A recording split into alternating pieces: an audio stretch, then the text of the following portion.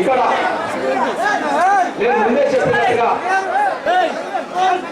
నేను ముందే చెప్పినట్టుగా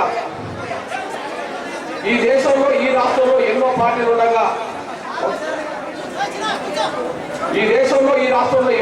ఉండగా ఇక్కడ సామాజిక న్యాయాన్ని, ఆర్థిక న్యాయాన్ని, రాజకీయ న్యాయాన్ని అందించడంలో స్వాతంత్రం వచ్చిన కాల్చి ఈనాటి వరకు అధికార ప్రతిపక్ష పార్టీలన్నీ విఫలమైనవి కాబట్టి ఆ సామాజిక న్యాయాన్ని, ఆర్థిక న్యాయాన్ని, రాజకీయ న్యాయాన్ని సాధించడానికి ఇది సంపూర్ణంగా అమలు చేయించడం ద్వారా ఒక నూతన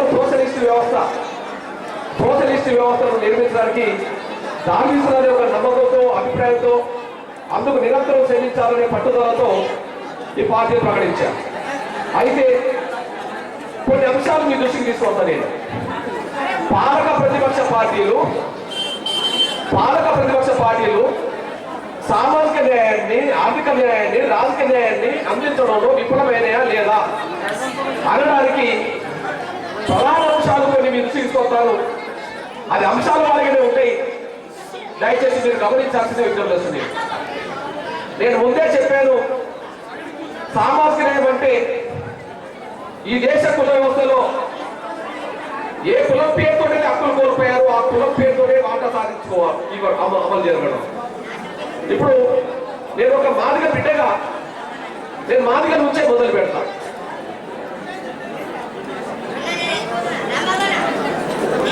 ఒక పేద వ్యక్తిగా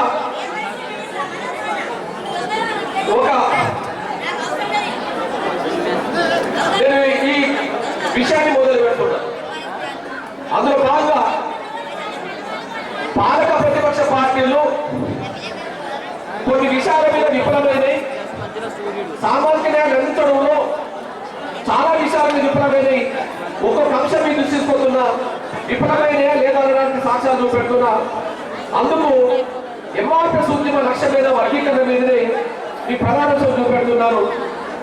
షెడ్యూల్ కులాల రిజర్వేషన్ వర్గీకరణ సాధించాలనే లక్ష్యంతో 20 ఏళ్ల క్రితం 94 అంటే 2014 ఉన్నాం. 20 ఏళ్ల క్రితం మాదిగలకు, ఉప్పు కులాలకు రిజర్వేషన్ల ఫలాలు అందట్లేదని చెప్పి అప్పటికే వేయబడ్డ కమిషన్ ఉన్న తర్వాత 1965లో కేంద్రం వేసిన పిఎంలో కమిషన్ సిఫార్సులు ఉన్న తర్వాత ఆ సిఫార్సులు అమలు చేయించడం కోసం ఒక ఉద్యమాన్ని మొదలుపెట్టారు. అది సామాజిక న్యాయం. ఏ కులానికి ఎంత న్యాయమైన మాట దక్కాలో అది సాధించడం సామాజిక న్యాయం, అమలు చేయడం సామాజిక న్యాయం. ఆ కోణంలో 94లో ఎస్సీ వర్గీకరణ కోసం ఎంఆర్పీఎస్ ఉద్యమం మొదలు పెడితే మేము వేయకముందు కమిషన్లు పడ్డాయి. మేము ఏర్పాటు చేసినాక రామచంద్రన్ కమిషన్ పడ్డది. చివరికి కేంద్రం ఉషా మీద కమిషన్ వేసింది. 3 కమిషన్ నివేదికలు వర్గీకరణకు అనుకూలంగా ఉన్నాయి. అన్ని రాజకీయ పక్షాలు అసలు తీర్మానాలు చేసినాయి. అన్ని రాజకీయ పక్షాలు కేంద్రంలో అసెంబ్లీ తీర్మానం చేసి పార్లమెంట్ లో తీర్మానం చేయమని విజ్ఞప్తి చేసినాయి. అన్ని రాజకీయ పార్టీలు సపోర్ట్ గా ఉన్నాయని చెప్తున్నాయి. కానీ 20 ఏళ్లుగా ఈ సమస్యను పరిష్కరించడంలో పాలక ప్రతిపక్ష పార్టీలు విఫలమైనవి కాబట్టి ఇంకా వర్గీకరణ జరగలేదనే విషయం కూడా స్పష్టంగా రుజువు అవుతుంది. ఇక్కడ మీ దృష్టికి తీసుకొస్తున్న ₹1 భారం పడని ఈ సమస్య పరిష్కారం కోసం రాష్ట్ర కేంద్ర ప్రభుత్వాల మీద వర్గీకరణ సమస్య పరిష్కరిస్తే ₹1 భారం పడని ఈ సమస్య పరిష్కారం కోసం 20 ఏళ్ల పోరాటం చేయాల్సి వస్తుంది. సామాజికంగా అమలు చేసే చిత్తశుద్ధి పాలకులకు ప్రతిపక్ష పార్టీలకు ఉంటే ₹1 భారం పడి ఈ సమస్య పరిష్కారం కోసం 2 దశాబ్దాలు ఎందుకు పోరాటం చేయాల్సి వస్తుందో ఇది అధికార ప్రతిపక్ష పార్టీల వైఫల్యం కాదా అనే విషయం నేను సూటిగా అడుగుతున్న విషయం కూడా మీరు మర్చిపోతాను స్థాయిలో కోరుతున్నాను. ఇది అధికార ప్రతిపక్ష పార్టీల వైఫల్యం కాదా? 20 ఏళ్ల సుదీర్ఘ పోరాటం జరుగుతున్నది. దీనికోసం మేము తిరగని గ్రామం లేదు, మేము నడపని ఉద్యోగం లేదు, మా బిడ్డలు చేయని త్యాగాలు లేవు. కానీ ₹1 పాల్పడిన వర్గీకరణ సమస్య అందరూ ఒప్పుకుంటూ తీర్మానాలు కమిషన్ కూడా ఈ వర్గీకరణ సమస్య పరిష్కారం కాకపోవడం అనేది ఇది పాలక ప్రతిపక్ష పార్టీల వైఫల్యం కాకపోతే మరేంటి? ఒక సమస్య పరిష్కారం కోసం ఒక రూపాయి బాధపడని సమస్య పరిష్కారం కోసం 20 ఏళ్ళుగా ఎందుకు పోరాటం చేయాల్సి వస్తుంది? ఇది పాలక ప్రతిపక్ష పార్టీల వైఫల్యం అని చెప్పి స్పష్టంగా మీ దృష్టికి తీసుకొస్తున్నా. ఇందులో ఒక రాజకీయ కుట్ర ఉండదని కూడా మేము భావిస్తున్నాం. అట్లనే ఎంఆర్పిఎస్ ఉద్యమం వచ్చిన తర్వాత మా ఎస్టీలో ఉండబడే లంబాడ ప్రజలు, ఎంఆర్పిఎస్ ఉద్యమం ఏర్పడిన తర్వాత మా ఎస్టీలో ఉండబడే లంబాడ ప్రజలు తండాలను పంచాయతీగా గుర్తించండి, ఊరుకు వచ్చే నిధులు, పంచాయతీ పేరు వచ్చే నిధులు ఊరులో అయిపోతున్నాయి తప్ప మా తండాల దాకా రావట్లేదు, మా తండాల అభివృద్ధి వెనుకబడిపోయింది, మా ఊరు మా తండాలకు దారి లేదు, మా తండాలకు కనీసం కరెంటు లేదు, మా తండాలు ఊరికి దూరంగా ఉంటున్నాయి, ఏ ఆపద వచ్చినా కూడా మాకు అక్కడ ఏ సౌకర్యం లేదని చెప్పి 500 ఇట్లున్న తండాలని కనీసం పంచాయతీలు గుర్తించాలని చెప్పి 2 దశాబ్దాల పాటు దాదాపు నా లంబాడ ప్రజలు పోరాటం చేస్తుంటే ఆ పోరాటాన్ని సమర్థిస్తున్నామని చెప్పి అధికార పార్టీలు మేనిఫెస్టో పెడతాయి, ప్రతిపక్ష పార్టీలు మీటింగ్ లో సమర్పిస్తూ మాట్లాడుతుంటాయి.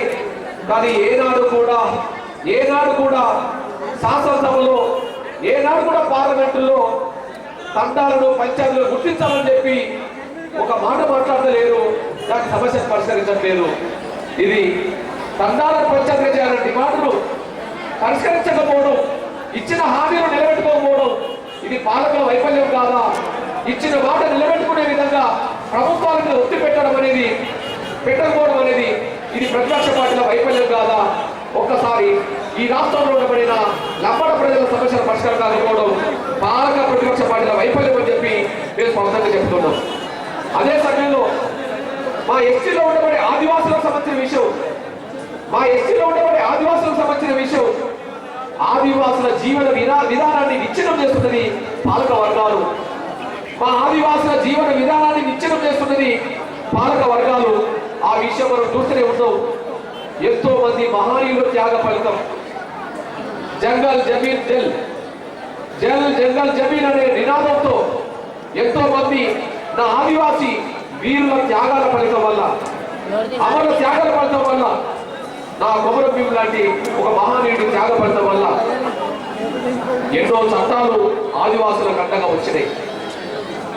కేంద్ర ప్రభుత్వాలు, రాష్ట్ర ప్రభుత్వాలు అడవిలో జీవిస్తున్న ఆదివాసుల ప్రయోజనాలను కాపాడతామని చెప్పి అడవి మీద, అడవి సంపద మీద, అడవిలో ఉన్న నీటి మీద, వనరుల మీద ఆదివాసులకి హక్కు కల్పిస్తున్నామని చెప్పి షెడ్యూల్ 5లో పేర్కొన్నారు.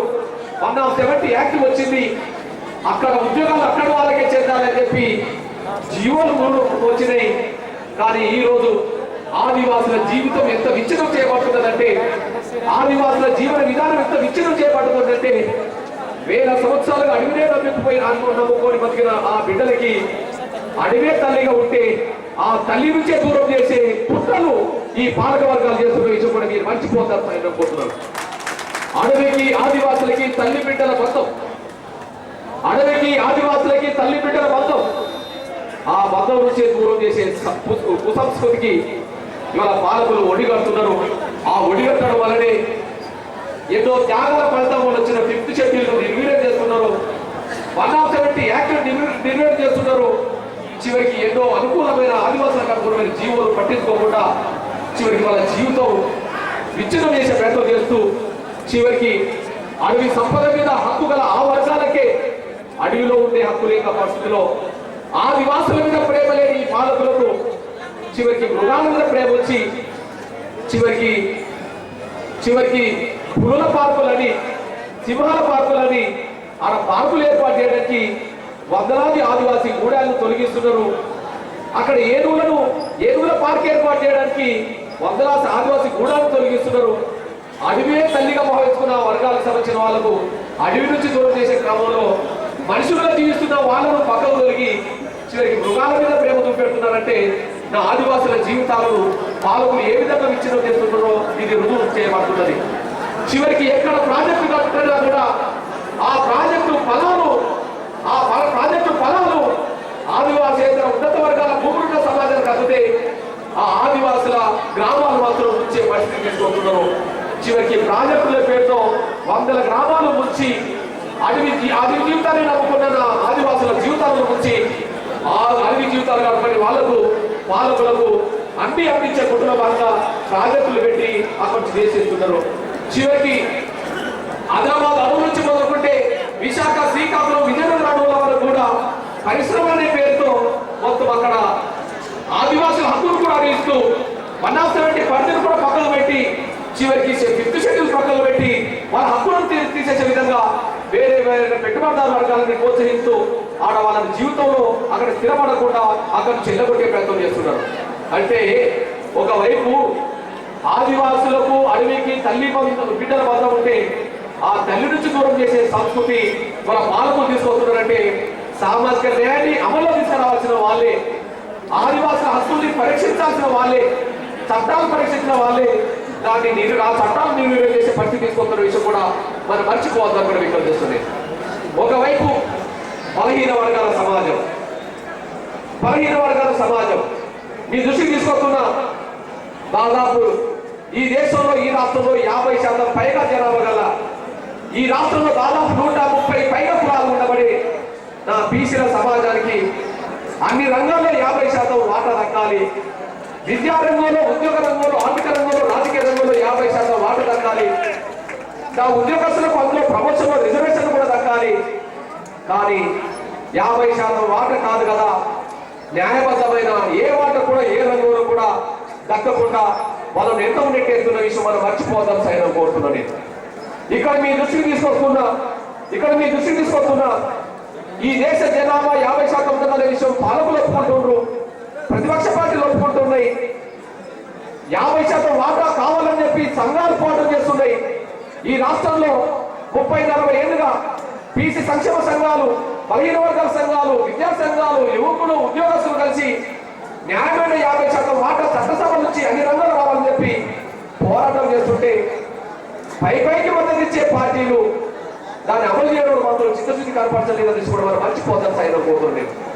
ఇక్కడ 50% గల బీసీ ప్రజలకు 50% వాటా దక్కాల్సిన అవసరం ఉన్నదా లేదంటే మొదటి రాజ్యాంగ సవరణలోనే, రాజ్యాంగం ఏర్పడ్డ సంవత్సరం కాకముందే, రాజ్యాంగం అమలులోకి వచ్చిన సంవత్సరం కాకముందే మొదటి రాజ్యాంగ సవరణలోనే సుప్రీంకోర్టు స్పష్టమైన ఆదేశాలు ఇచ్చింది. ఈ దేశంలో వెనుకబడిపోయిన అన్యాయానికి గురైన సామాజిక వర్గాలకి వాళ్ళ జనాభా దామాష ప్రకారం తగినంత ప్రాతినిధ్యం కల్పించడం అనేది పాలకుల బాధ్యత కావాలి. అదే సామాజిక న్యాయం అని చెప్పి రాజ్యాంగం స్పష్టంగా మొదటి రాజ్యాంగ సవరణ ద్వారా సుప్రీంకోర్టు స్పష్టం చేసింది. మరి ఆ సుప్రీంకోర్టు మొదటి రాజ్యాంగ సవరణ ద్వారా స్పష్టం చేసిన అంశమే 50% నా బలహీన వర్గాలు 50% వాటా ఉంటే ఆ వాటా గురించి సుదీర్ఘకాలం పోరాటం చేస్తుంటే ఆ పోరాటానికి పరిష్కార మార్గం చూపెట్టకపోవడం అనేది పాలకుల వైఫల్యం కాదా? పాలకుల మీద ఒత్తిడి తీసుకురావడంలో ప్రతిపక్ష పార్టీలు వైఫల్యం చెందలేదా అంటే వాళ్ళు చెందాయి కాబట్టినే 50% ఉన్న బలహీన వర్గాలకి 50% వాటా దక్కట్లేదనే విషయం కూడా మీ దృష్టికి నేను తీసుకొస్తున్నాను. నేను అంటే సామాజిక న్యాయం ఎస్సీల విషయంలో కానీ, ఎస్టీల విషయంలో కానీ, బీసీల విషయంలో కానీ జరగట్లేదు అనడానికి ఇది సాక్ష్యం. మాదిగలతో పాటు ఎన్నో ఉపకులాలు ఉన్నాయి. ఆ ఉపకులాలకు న్యాయం జరగలేదు, నా ఎస్టీల లంబడా ప్రజలు న్యాయం జరగలేదు, నా ఆదివాసులకు న్యాయం జరగలేదు, నా ఎరకల ప్రజలకు యాదవ ప్రజలకు కూడా న్యాయం జరగలేదు, సామాజిక న్యాయం అమలు జరుగుతలేదు.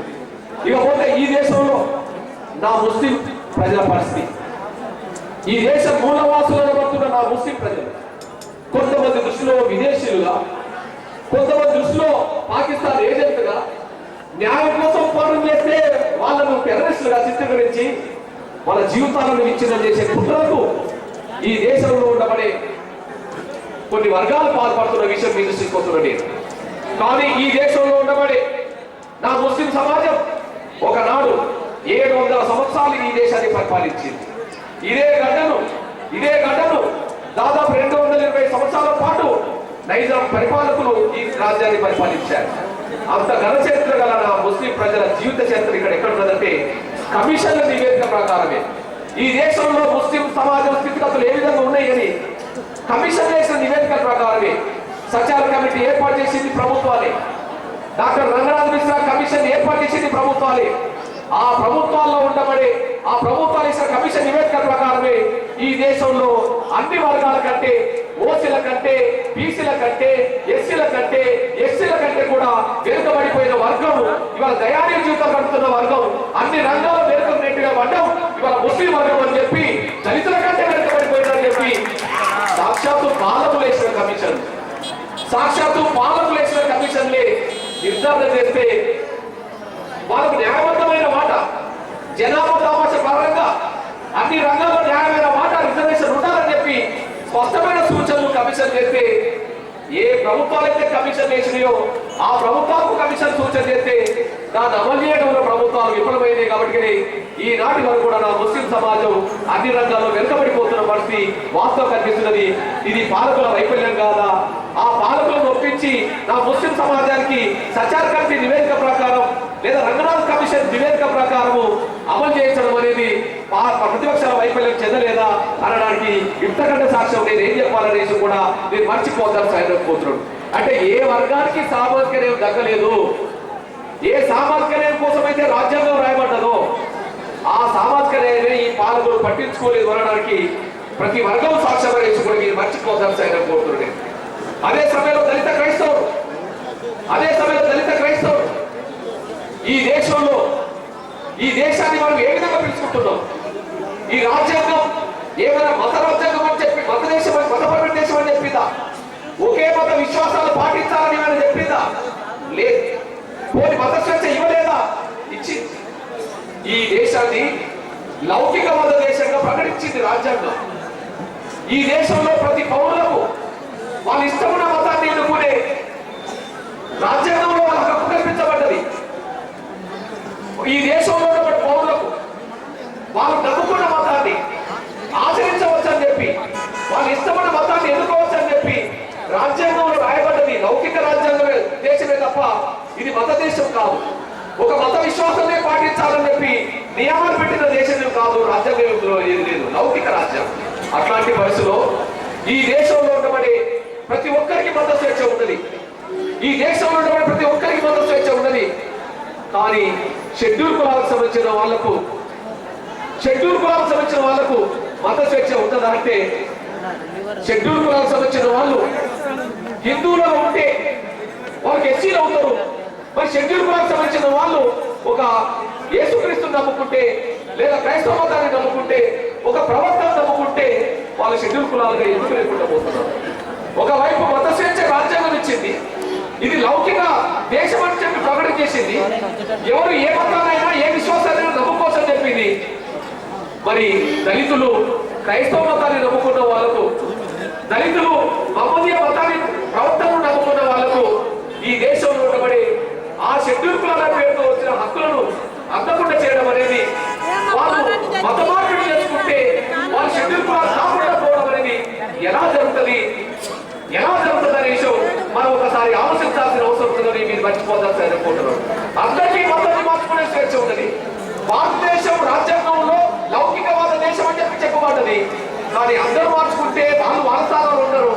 కానీ ఎస్సీలకు సంబంధించిన వాళ్ళు మతం మార్చుకుంటే మాత్రం వాళ్ళు ఎస్సీలు కాకుండా పోవడం అనేది, ఇది ఆ ఎస్సీలు కాకుండా పోవడం వల్ల షెడ్యూల్ కులాలకు కేటాయించబడ్డ రిజర్వేషన్ ఫలాలు వీళ్ళకి అందకుండా చేయడం అనేది, వీళ్ళకు మత స్వేచ్ఛ లేకుండా చేయడం కాదా? ఒకవైపు మత స్వేచ్ఛ కల్పించినట్టు కల్పించి ఇంకొక వైపు దాన్ని వ్యర్థం తీసుకోవడం అనేది ఇలా కనిపిస్తున్న వాస్తవం కాదా? మరి దళిత క్రైస్తవులకు షెడ్యూల్ కులాలుగా గుర్తించడంలో ప్రభుత్వం వైఫల్యం చెందలేదా? ప్రభుత్వాల మీద ఒత్తిడి పెట్టి దళిత క్రైస్తవులను షెడ్యూల్ కులాల గుర్తింపు చేయడంలో ప్రతిపక్ష పార్టీలు వైఫల్యం చెందలేదంటే వైఫల్యం చెందిన విషయమే స్పష్టంగా అర్థమవుతున్న విషయం కూడా మీరు మర్చిపోతారు. అదే సమయంలో ఈ దేశంలో 50% ప్రజలైన ఈ దేశంలో ఉండబడే సగభాగం, ఈ ప్రపంచంలో సగభాగం, ఈ దేశంలో సగభాగమైన ఈ దేశంలో ఉండబడే మహిళలకు, ఈ దేశంలో ఉండబడే అన్ని రంగాల్లో న్యాయమైన వాటా ఈ దేశంలో ఉండబడే మహిళలకు దక్కుతున్నదా? ఎక్కడైనా దక్కినట్టు మనం చూస్తున్నాం అంటే ఈ దేశంలో ఎస్సీ లాగానే బీసీ లాగానే వికలాంగుల లాగానే మైనార్టీ లాగానే కూడా ఇవాళ మహిళా సమాజం కూడా అన్ని రంగాల్లో వివక్షకు దోపిడీకి గురవుతున్నది. ఇంతవరకు న్యాయమైన మాట వాళ్ళకి దక్కలేదనేసి కూడా స్పష్టంగా అర్థమవుతుందనేసి కూడా మీరు మర్చిపోతారు అనుకుంటున్నాడు.